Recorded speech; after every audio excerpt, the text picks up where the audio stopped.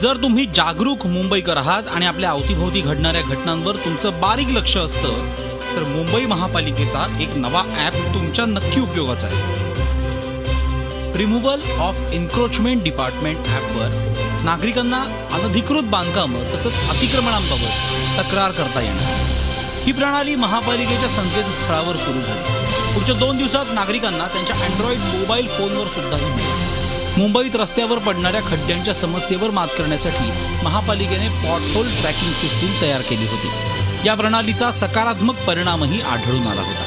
तशाच पद्धतीने आता अनधिकृत बांधकामांचे आणि अतिक्रमणांचे फोटो तक्रारदारांना तयार करण्यात आलेल्या संकेतस्थळावर आणि ॲपवर टाकायचे आहेत. याचा नक्कीच फायदा होईल आणि मुंबई महानगरपालिकेद्वारे अतिक्रमणाचं जे प्रमाण आता जे चाललेलं आहे, ज्या तक्रारी येतात त्या अटेंड केल्या जात नाही अशा काही लोकांच्या तक्रारी आहे तर त्यासुद्धा कुठेतरी यांच्यामार्फत त्याच्यावरती आपल्याला आळा घालता येईल आणि मुंबईमधील जे अतिक्रमण बांधकाम आहे त्यालाही कुठेतरी आळा बसेल.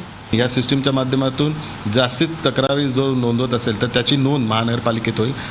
असं आढळून येतं की एखादा तक्रार एम ईस्ट वॉर्डमध्ये, के ईस्ट वॉर्डमध्ये, एच वेस्ट वॉर्डमध्ये एकच सेम तक्रारदार सगळीकडे तक्रार नोंदवत असतो. प्रोफेशनल कंप्लेंटर आहेत, त्यांचा वेगळा हेतू असतो.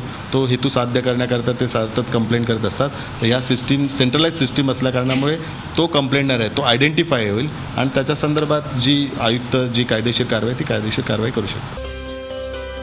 2013 सालापर्यंत एकूण 56,000 अनधिकृत इमारती आणि बांधकामांची नोंद करण्यात आली होती.